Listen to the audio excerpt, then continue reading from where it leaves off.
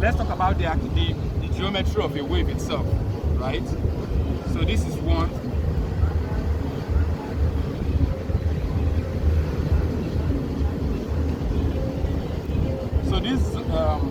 So this zone typically is like the zone of breaker.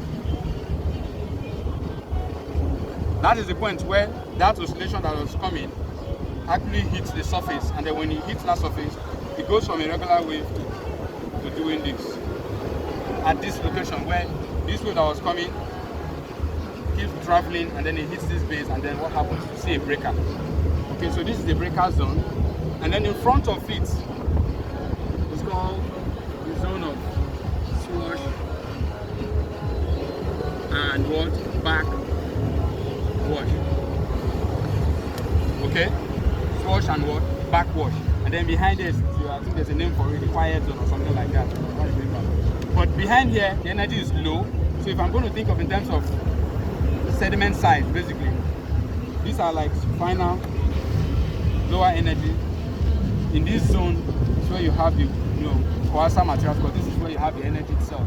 It's able to erode things, coarse materials. And then further out here, you have the smaller stuff. So think about that's what is really happening in this direction. So as the wave is coming, it gets to a point where it hits this surface down there, and at that point it projects forward, crosses this breaker zone, and then you now have the zone of swash and back.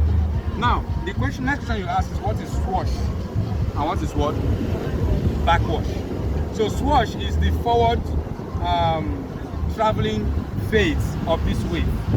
So when it creates this, see, it comes and then it projects forward, right? What that is called a swash. And then the phase where it travels back, see, it comes down and then you see it regress. Okay, that is called backwash. Okay, so now depending on the interplay between whether you have if the swash energy is 30 and the backwash energy is 10, one is greater than the other, right? That means it's not going to be taking more sediments into the ocean than it is bringing in, because guess what? It's actually bringing things in. It's eroding what you have on this place and trying to throw it here. And then at the same time, it regresses. When it goes back, it takes what is pre-existing on this surface. So each time the water body travels backward, it's taking what you have right here back in. So the question is, the energy coming in versus the energy going back, how much in versus out, right? That has a direct impact on whether your beach remains or not.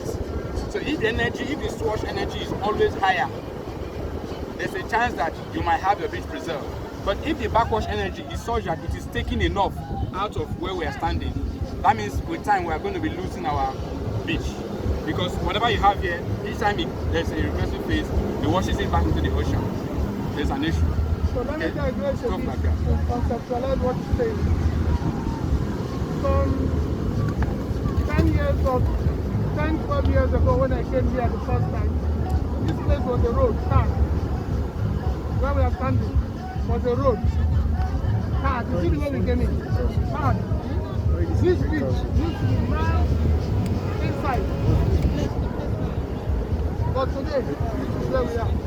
If you look at it, if you had walked down the one side, you will see very short buildings that have been abandoned. Like what you're saying?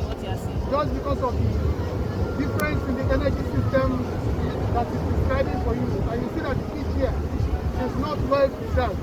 So just for you to conceptualize it, okay? Continue.